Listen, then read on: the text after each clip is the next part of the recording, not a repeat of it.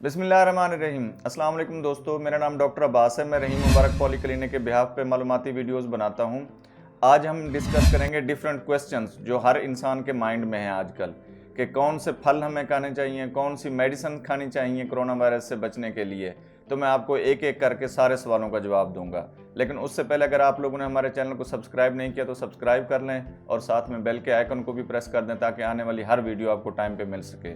So let's start.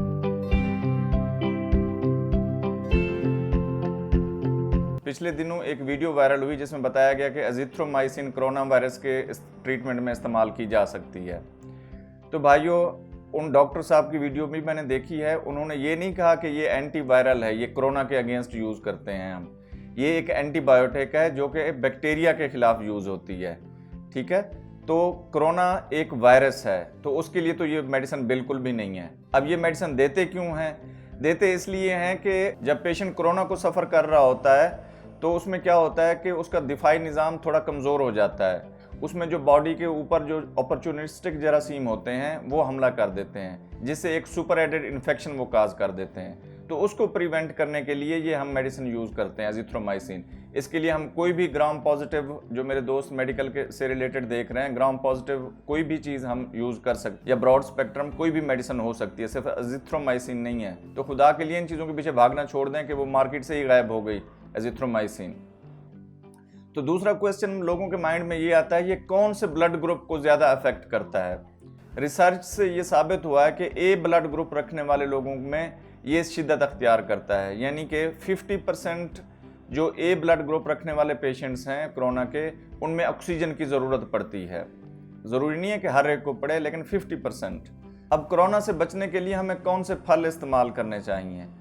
दोस्तों, मैं आपको क्लियर कर दूं कि कोरोना कोई भी फल आपको, कोई भी फ्रूट आपको कोरोना से नहीं बचा सकता। सिर्फ प्रोटेक्शन ही बचा सकती है, जो आप मास्क पहन के, हाथ धो के और सोशल डिस्टेंसिंग करके कर सकते हैं। ये फल हम क्यों खाते हैं फिर? डिफरेंट फलों का हमें बताया जा रहा है, वो बेसिकली अपने क़ुव्वत मुदाफ़ियत जो है उसको इंक्रीज़ करने के लिए हम ये खाते हैं कि कोरोना अगर अटैक भी करे तो हमारे अंदर इतनी क़ुव्वत मुदाफ़ियत हो कि हमारी बॉडी उसका मुकाबला कर सके। तो उसमें कौन कौन से फ्रूट्स हैं? बेसिकली तो सबसे ज़्यादा अच्छे जो इसमें हैं वो तुर्श फ्रूट्स होते हैं, जैसे कि लीमू हो गया, ऑरेंज हो गया। इसी तरह के विटामिन सी कंटेनिंग कोई भी फल हों तो वो उसके लिए बेस्ट हैं। उसके लिए आप आम को भी यूज़ कर सकते हैं, जैसे आजकल सीज़न है, स्ट्रॉबेरी को यूज़ कर सकते हैं। इसी तरह तरबूज को यूज़ कर सकते हैं। गर्ज कोई भी फल आप इस्तेमाल कर सकते हैं, लेकिन अपनी सेहत को देखते हुए। यानी आप डायबिटिक पेशेंट हैं तो ज़्यादा मीठे फल आप इस्तेमाल नहीं कर सकते, ज़्यादा अमाउंट में आप उनको इस्तेमाल नहीं कर सकते। तो फल ज़रूर इस्तेमाल करें, लेकिन अपनी सेहत को देखते हुए। दूसरी चीज़ आ जाती है कि हम कौन सी सब्जियां इस्तेमाल कर सकते हैं। वही बात कि ये आपकी क़ुव्वत मुदाफ़ियत को बढ़ाने के लिए हैं ये सब्जियाँ। उसमें आ जाती है सुर्ख कलर की जो शिमला मिर्च होती है, वो आप इस्तेमाल कर सकते हैं। आप उसमें ब्रोकली इस्तेमाल कर सकते हैं। उसमें हल्दी, अदरक, लहसुन, ये सारी चीज़ें इस्तेमाल कर सकते हैं। इवन टर्मेरिक जो आपकी हल्दी है वो इस्तेमाल कर सकते हैं। पालक हो गई, दारचीनी हो गई, लौंग हो गए, ये आप इस्तेमाल कर सकते हैं। अब इसमें हम कौन से मशरूबात इस्तेमाल कर सकते हैं? दोस्तों, मैं आपसे रिक्वेस्ट करूंगा कि सॉफ्ट ड्रिंक्स को बिल्कुल बंद कर दें। यानी जो कोला या कोई ऐसी ड्रिंक्स आप पीते हैं तो उनको बंद कर दें। उसके बाद आ जाते हैं पैक्ड फ्रूट जूसेस जो होते हैं हमारे, इनको भी मिनिमम से मिनिमम कर दें।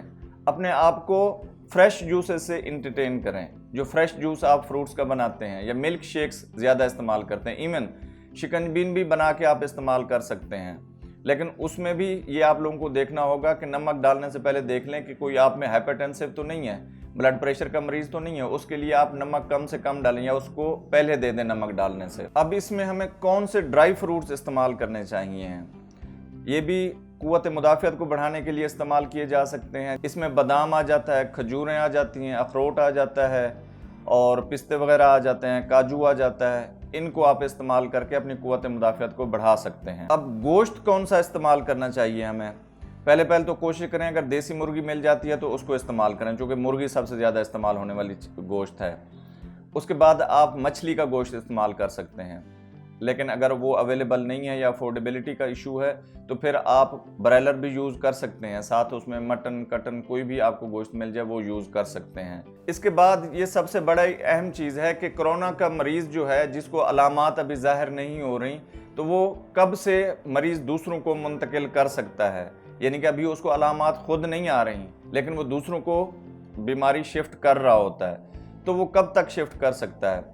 एक बंदा है जो कोरोना के वायरस से आज एक्सपोज हुआ है, तो वो 7 से लेके 14 दिन तक उसको लग सकते हैं अलामात ज़ाहिर होने में।